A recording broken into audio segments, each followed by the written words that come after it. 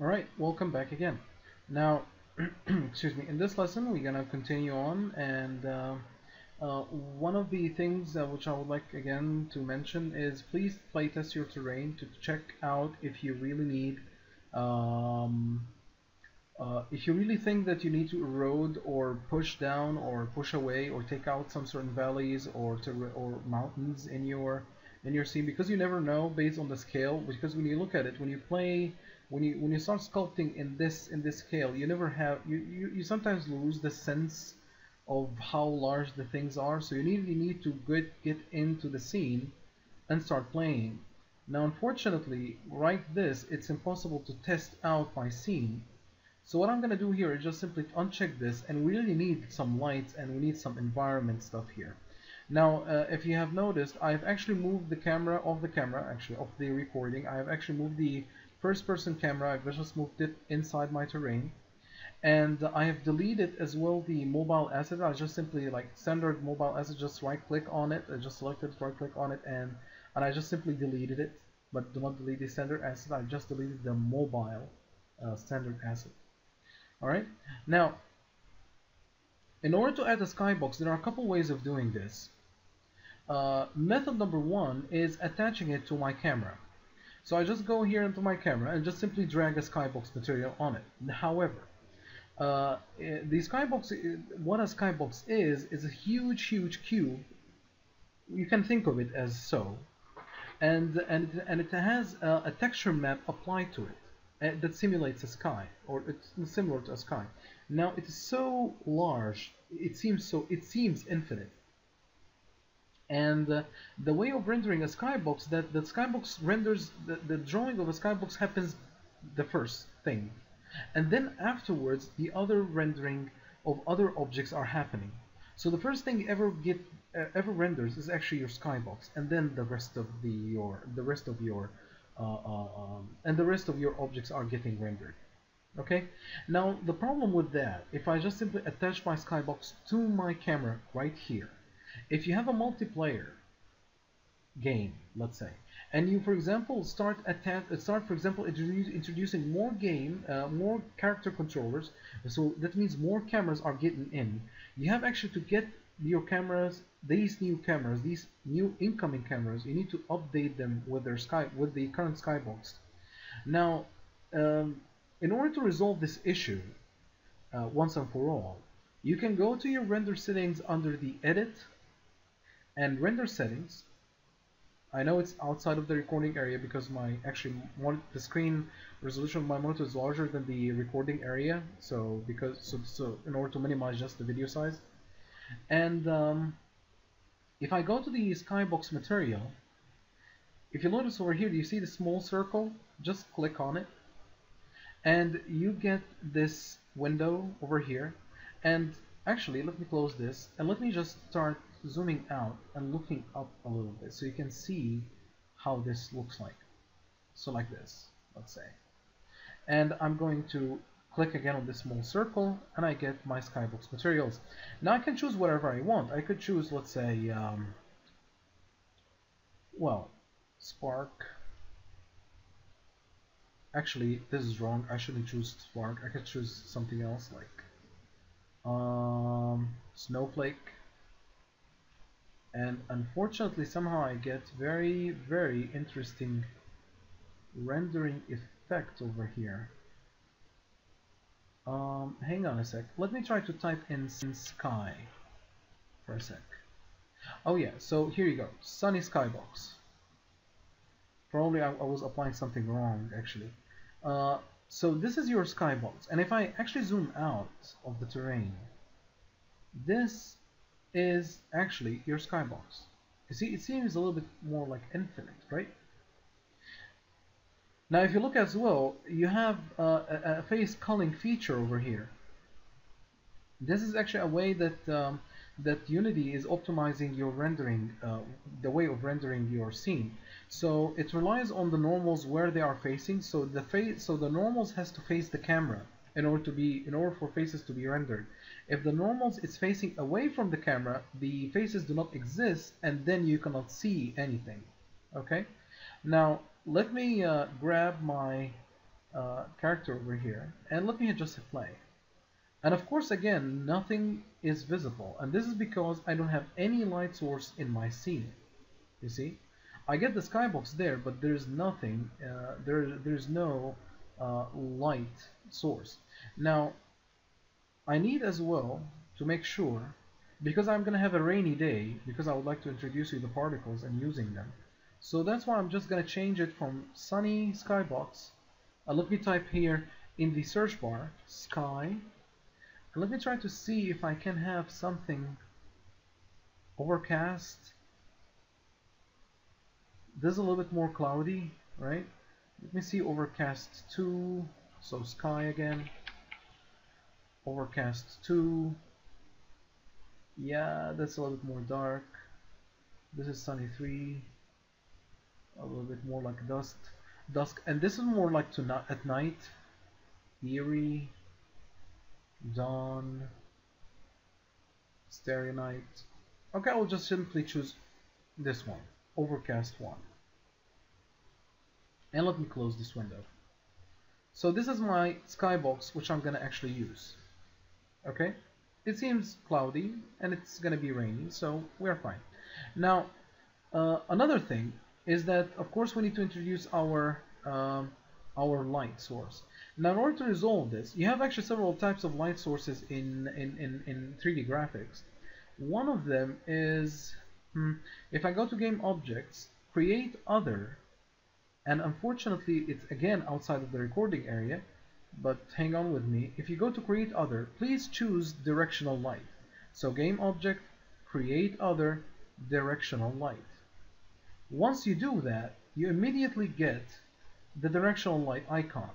Now, directional lights are infinitely large.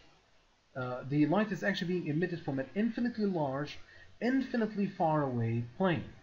Okay, so the position of this light doesn't matter at all where you actually put it. Okay, so the only thing which matters is the rotation of this light. So if I rotate it around, right now you see the light is being changing. Otherwise, you shouldn't. I mean, you shouldn't even care where the light is positioned. This is for directional light only. Now, I'm doing this. I'm gonna actually zoom out. I'm gonna focus on this guy. Hang on. And dolly out and try to capture, like face, try to face as much as possible this light where actually the brightest point in the sky, because I assume this where from the sun comes from, and I'll try to make this light face me as much as possible. So this is like some sort of approximation of how the sun would actually hit this terrain. So I'm just gonna push it a little bit away, and I'm gonna keep it up because anyway I like to have my light sources, like, how can I say, facing, going up. So this is where I would search for them. Now, if I hit the play button, as you can see here, it's too bright, at least for such a rainy day. But at the end, you can actually see, and I'm walking over the terrain, you can actually see how my terrain looks like. Alright? And of course, I'm moving here really, really slowly, so probably I'm gonna have to increase my speed. So let me select my first person controller over here and focus on the guy, and let's see here where we can find movement. Under the character mode or movement, I'm just gonna increase the forward speed to 20, max speed to 20, backward speed to 20. So I'm changing everything to 20, 20, 20. So I'm gonna have a faster character, so when I move it's a little bit faster, Now, of course, because of that speed, right now I'm hovering rather than walking. So as you can see here, if I leave my controls right now, so there you go, I actually slide because of that speed. So because of that physics. Oh yeah, I cannot go up a little bit more. Trying to go up over here. I have actually jumping features, so I'm actually trying to jump all the time just to get, higher and higher. Now, of course, I cannot go higher anymore. I mean, I can go over the mountain if I want to, but it's gonna take me some time. But anyway, I'm gonna leave actually everything as it is. I'm just saying that always test play your terrain before you actually start, you know, like before you start texturing and everything, so you can make sure that everything looks fine, at least for you. Now the light is a little bit over on the overside, so I'm gonna try actually to decrease its intensity. So if I cannot see it, if I cannot actually find it right now, I would like to select my light. I could go here into my hierarchy, select it, directional light. I'm just gonna call this the sun, and so this is my sun, and this is my terrain. Okay, I actually haven't moved it. I'm just moving my camera, by the way. And directional light is gonna be again sun. And if I go to the intensity of my light, I can decrease it a little bit. So I'm gonna just say, looking here at how bright it is here, I'm gonna just simply decrease to 0.2, 3. 0.3 is fine because actually anyway it's a little bit it's rainy, so it shouldn't be that bright. So if I hit play, it's a little bit more believable, you know, like because it's cloudy and everything, we cannot have it so bright. Okay, well, let's see 0.4 how it looks like. Well, 0.4 will emulate exactly almost the same bright spot, but I will actually revert back to 0.3 for now. 0.3 is fine for me, or by me. Alright, so since we can see our terrain in broad daylight, I'll hit Control S, and please try to save as regularly as possible. It will be the best thing to do. Now, let us try to texture our terrain. Now, there are several ways of texturing our terrain. The first way is just simply select your terrain, go to this paint brush which you see over here, and it says like this: paint texture. Select a texture below, then click to paint. So no, if you go below, there's no terrain textures defined. Now, in order to get a terrain texture, let me expand this a little bit. Okay, you go to Edit Textures, add a texture, and as you can see here, you have the tiling and everything and the offset. So I'm just going to simply leave all these options by default and hit that small circle and start choosing my texture. Now there are a lot of them, and this is because I already have chosen, I've already included my terrain assets. Excuse me. Alright, and I can start, you know, having my own kind of, you know, I have a lot of other textures apparently, but somehow, you know, they're not that very much. But anyway, you can choose, for example, I would choose the grass hill for now and show you what I'm talking about here, and double click it and hit add. And once you hit add, actually it paints the whole terrain with it, but anyway, if I hit add one more texture, and let's say I will add the grass rock, for example, and hit add. If I choose one texture to paint with, I can just simply choose the texture and start painting. And as you can see here, I leave a patch. Of course, my target strength is really high, my brush size is really high, so that's why I can get interesting results. So I need to get, you know, higher target strength. So you can see I'm painting right now with a little bit different texture. In order for you to see it better on the video, let me just crank this up to 0.5 or even 1. So right now it's completely bright, I know, but just, you know, just for demonstration purposes. Now I'm gonna grab again my terrain while the thing is just selected. I can start painting and all. And if I don't like a texture, just simply grab the base texture and then, you know, cover it again. So it's really easy to paint any texture, or to paste a texture on your terrain. However, this is going to be really tedious, and I would love actually to have some sort of automated way of handling this. So I will just simply remove these textures. So I'm going to grab these textures, I'm going to remove them. So I ended up with a bright white texture, which is hurting my eyes so much, so I'm gonna put back to 0.4 or 3. And if you get back again, we have in our terrain toolkit, we have the texturing side. If you select the textures, right now we can procedurally texture our terrain with just a single click. And as you can see here, really written with the red lines, no textures have been assigned. Assign a texture. So I said, okay, I'm gonna assign a texture. So just hit the add texture button, and once you hit the add, you get immediately the default texture, which is the checkerboard texture. And as you can see here, it says here, so we'll never forget, add a texture. So it is clearly stating that you're gonna have to add a texture. Okay, I'll just hit the W key so I can escape from the brush. Alright, so by the way, these squares exist because in texture mapping you need to make sure that these squares are not distorted. So that's why the squares are being used always in texture mapping, because your textures always are are square textures. So that's why if you apply a square texture on your texture maps, if they are square, that means that you are good to go. There are no distortions, they are good to go. If not, then you're gonna have to start adjusting your UV maps and so on. Now, if I hit the select button over here in the cliff texture, and let me grab, oh, there you go, see cliff texture layered rock. Now, if I click on it,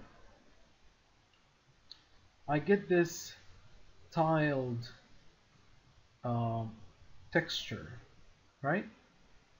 Now, if I hit the add one more texture, I get texture 1. If I hit the select button, let me try to select something a little bit different. Let's say grass rock. Or let it be the grass hill for now, so it will be visible. Okay? Now, nothing happened, and this is because I didn't press on this very large button which it says apply procedural texture. So if I hit that button, right now everything is covered with that green texture again. Now in order to resolve this problem, let me see over here if I can find any of my, there you go, you see it just showing up a little bit. And this is because I have actually to specify how much texture is being influenced on the cliff parts. And in order to do that, you can control it here. So how much the cliff starts and how much the cliff ends. And the more smooth you would like to have, for example, the smoother you would like to have the transition, the better. So if I just, let me just go to a little bit extreme here and like expand this and hit apply procedural texture again. Now, as you can see here, it started to show off a little bit on the side, but let me try to push this guy a little bit further over here. Apply procedural texture. Now it's much more visible, you see?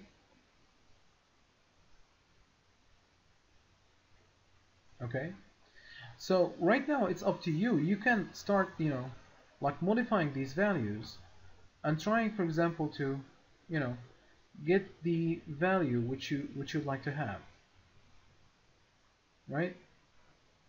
Now, of course, if you would like to break out some of these things, you could just simply, if you are satisfied, by the way, if you are sure and satisfied about how your terrain texture look like, right now it is time, for example, to start adding a new layer of textures. For example, you can start painting your own textures again.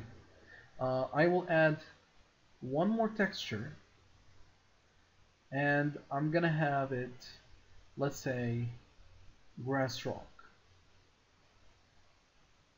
And I'm gonna hit close. And I can start painting with that texture, but apparently, why I cannot add? Or probably I'm gonna have to add it from the, oh, there we go, I can add it. So, okay, now I'm gonna hit, start painting, and as you can see here, I started painting something else. Now, of course, let me try to, for example, try to edit the texture. And I could actually decrease the tiling a little bit because it's quite tileable. So I'm gonna try to, increase the tile a little bit. So try to make it, you know, at least 80 or something like that. Or 50. Okay, 15x and let it be 15y. So right now it's a little bit more natural, less disturbing, at least for me, because in my eyes it was really repeating a lot. And it was too much, at least in my taste. Right? Right now it's a little bit more normal. And apply. And if I choose this one, edit texture, I could as well make it a little bit bigger. Or let it be like 50 as well by 50. And let's hit apply and let us display this. Let's see how the world looks like. Well, not bad. Not very bad, at least for the beginning, so not that bad after all. Okay, now let me go further and edit the texture over here, and as well try to make this dirt as large as possible. So I'm gonna try to paint manually, add some of the patches, but I don't want to have it really huge. So I want, like, you know, I don't want to have it like very high effect. I'll just simply like start adding some of the, you know, and at least for the pool I will just simply add, you know, the texture over here like so. So on the pool it's not that green-ish kind of. I'm trying here to rotate the camera to get the sweet spot for painting this texture, you know. I could as well like go ahead and start, you know, overlaying it. If I'm not happy with it, I could like decrease the size of the brush a little bit, so you can have, you know, something really smaller, like so. Right now it's more like artistic point of view. If you want to add more, um, kind of, you know, variations, feel free to do so. So I'm trying to just add variations here. Control S to save, always save, don't forget that.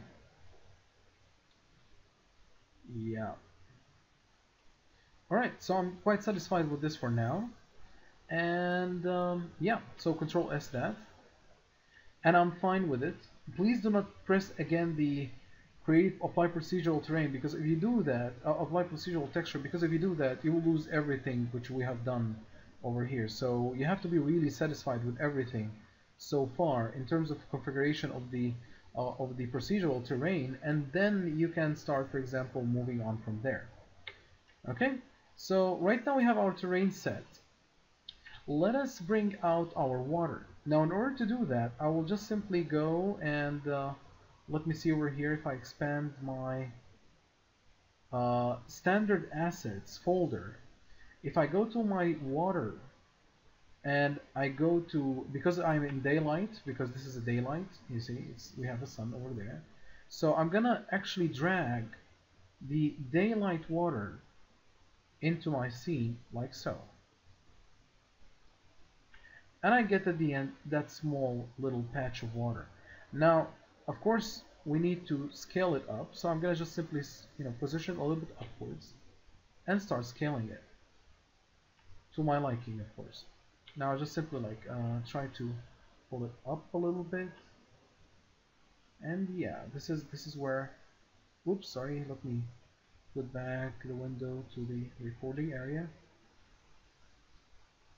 All right. Now, basically, this is where I want my water to be, but of course do not reach to a point where you have such a problem like this. So you have to make sure that your terrain is adequately like prepared for such a thing. So we're gonna actually try to fix that. It's okay for me like if it protrudes outside, because anyway this is how the water patch looked like. I'm gonna actually go and select this brush and try to raise my terrain a little bit, just to close this hole, you know. In fact, this was a little bit too much. Let me try to make it as smooth as possible, like it flows. And we are almost there.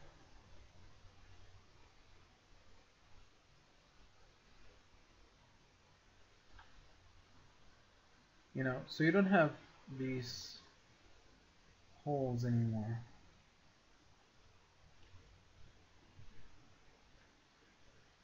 And remember, I put the opacity real down, so that's why I had to really find control over how this looks like.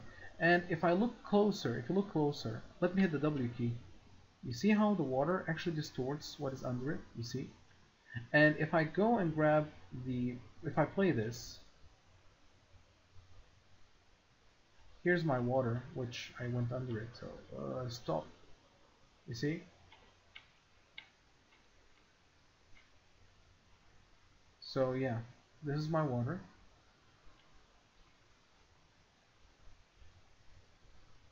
Okay, now let me, okay, this is for my pool. Now let me go out of there. So what is left for me, I would love to have actually are trees. Now, Control S that as well. Now we need some trees. Now trees are easy actually to do or to generate. So if I click on the, if I click on my terrain, I could go to the trees section over here, place trees, and there are no, again, you see, place trees, hold down shift to erase, hold down control to erase the selected type, and no trees are defined, so I will go to edit trees, add a tree, select the small box over there, and for some certain reason, although I already imported my terrain assets, somehow I have only one single type of a tree, which actually shouldn't happen, which is kind of interesting. Did I import the terrain assets? No. Oh, in fact, I haven't imported my terrain assets, so that's why I have only just a single type of a tree. Now, let me do that as well with you here. If I go to, actually I imported the terrain toolkit. If I go to file, sorry, assets, import package, a custom package, and let me paste that folder. I will go to the terrain assets, 44 megs, so there you go. I'm gonna hit open and wait for it to decompressing. So right now it's asking me whether I would like to import all these terrain assets. I'm gonna hit import. It's gonna take some time to import all the grass, the rocks, the bushes, and everything. Actually, right now we're gonna have even more textures even for the terrain. You're gonna see right now.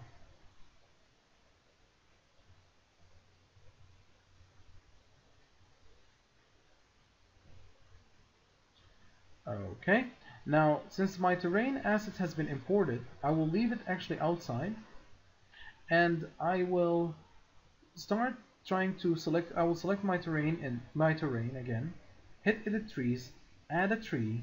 If I hit this small circle, now I get more trees and more rocks and everything, so this is more fun, and more bushes and all these stuff. So right now I'm gonna grab, let's say this one, this sycamore, I believe, and hit add. And when I click on it, if I click and drag, I can add a huge bunch of trees. You see? If I hit the play button, I can walk among them.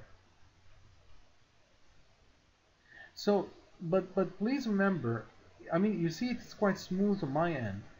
Please remember that it's quite costly. Right now I'm holding the shift key and erasing them. It is really costly to have these such amount of trees. So please be careful when you are actually placing your trees, because if you put so many trees like this, you're gonna kill the PC of someone else. I mean, if your PC can handle it, somebody else's PC cannot. And I mean, for example, for now, my PC actually could handle it, could handle this amount. And it could handle even more, and yours as well. But you know, like these amounts of polygons for rendering, it will really take some time to render. So do not, you know, add that much of trees. So I'm gonna hit undo the play, and probably can I undo this? No, I can't. I'm gonna have to shift click and actually paint out using the shift key, just take out all these trees. Now there's another way of placing trees which is kind of interesting as well. I will select the type of tree. Actually, if I go to terrain, if I go to mass place tree, I will just simply take 10,000 trees and place them, and it will automatically place 10,000 trees in my scene. And as you can see here, I got a bunch of them underwater, but hey, I mean, it's still much fun right now, right? So right now you get all the trees are placed automatically in your terrain. Now this is because it's a little bit of a bit, you know, it's a very extreme. Let me just hit the shift and just delete them. As you can see, I get a little bit of my PC is a little bit struggling right now, rendering 10,000 trees at the same time and while erasing them. Right now, taking out that much, it's a little bit, you know. So do not place that very much trees. Try to make them as less as possible, right? So I'm actually deleting all the trees. I hope that I'm not forgetting uh, anything around, because I would love actually as well to mass place a tree, to mass place trees. Actually, let me show you as well how to control this. I could actually decrease my tree density, increase the color variation, leave the tree height as it is. Variation of the height, it will be interesting as well. And tree width, I would like, you know, make it smaller with a higher variation. And let me try to click and drag. And now, as you can see here, I get trees with different heights, different trunk sizes. As you can see here, this one is different than this one, and one is shorter than the other, which is kind of interesting as well. And you get them a little bit spread out. So this is kind of good. Now I'm gonna actually try to mass place trees, and I'm gonna make them, let's start with 200 and see what's gonna happen. So I'm gonna actually or let it be 100, because this is gonna be really too much. And right now I'm mass placing a tree, and it actually combines even with my palm trees, which not that very good. Now I'm actually gonna go here and delete that tree and add another type of trees, and I'm gonna grab the pine tree, for example, and add, and let us try mass placing them. So terrain, mass place tree, and let it be 200, and place. So right now I have 200 trees in my terrain showing up over here, which looks interesting. And of course it's quite interesting to have them here, so I'm just gonna hold the shift key and delete them from my pool over here, or my lake, so we will not have trees under water or anything.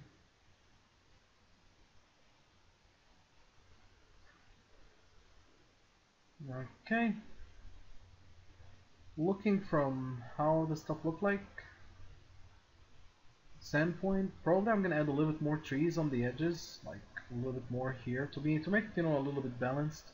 So I'm gonna grab again my pine tree over here, grab the tree again, and grab my tropical terrain and hit F so I can focus on it, so I can actually have a control over it. And I'm gonna actually decrease the brush size a bit and try to I'm single clicking, by the way, not dragging, so I'm just simply single clicking around, trying to place trees, where possible and where applicable, trying to make it, to add a little bit more variations. And of course sometimes on the cliff it doesn't work out, sometimes some trees pass through, which is bad, so you need actually to figure out the best ways of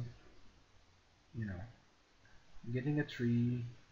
And I'll grab the pine tree over here, and, or how do you call this, not the pine tree, but the other one, and try to paint it over if I could. Oh, there we go. So yeah, I mean, right now it's up to you. You could add as much trees as you want. Somehow stop painting the tree. So oh, there you go. I needed a little bit larger brush. You know. Okay.